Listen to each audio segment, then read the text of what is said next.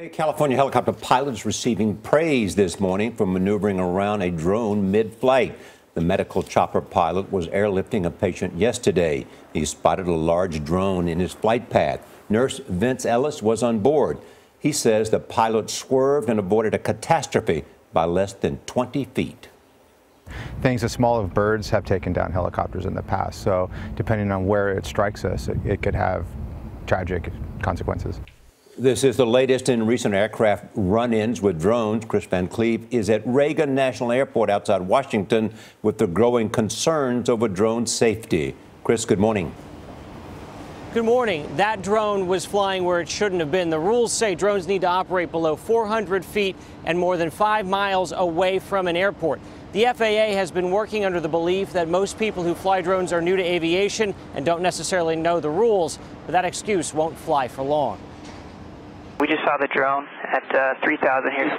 Drone sightings by pilots have reached new heights. So far this year, at least 650 aircraft have reported close encounters. That's nearly triple the incidents compared to all of 2014. 3,000 feet, it was probably about 400 off our left wing.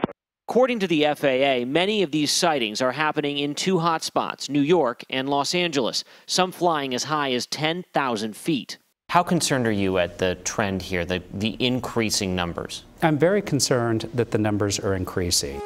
We have an incredibly safe aviation system, and that's due to the hard work of a lot of people. We don't need a few rogue operators messing that up. Federal Aviation Administrator Michael Huerta says up until now, the focus has primarily been on educating drone operators about the rules. That was before drone usage soared. More than a dozen incidents of drones interrupting firefighting efforts at California wildfires this summer were a game changer for the FAA.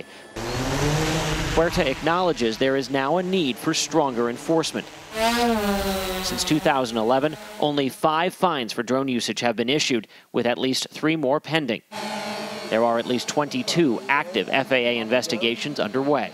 If you are flying an unmanned aircraft in a way that is unsafe, we will find you and we will hit you where it hurts. And the penalties are pretty significant. If you're flying this in a dangerous manner, there can be fines of up to $25,000 and possibly significant jail time.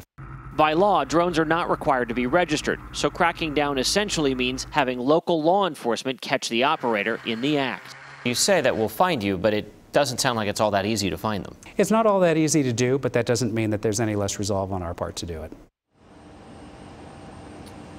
And at this point, the fines issued by the FAA have all been relatively small. The agency is working on a smartphone app that would tell operators if there are any flight restrictions around where they're standing at any given moment. Another possible solution would be a software fix programmed into drones that would limit how high they can fly and how close they can get to an airport. Gail? All right, Kris Van Cleave, thank you very much. I just hope they come up with something sooner rather than later. It's very scary to me, the close calls. Increasingly seem to be a number of close calls. Yeah.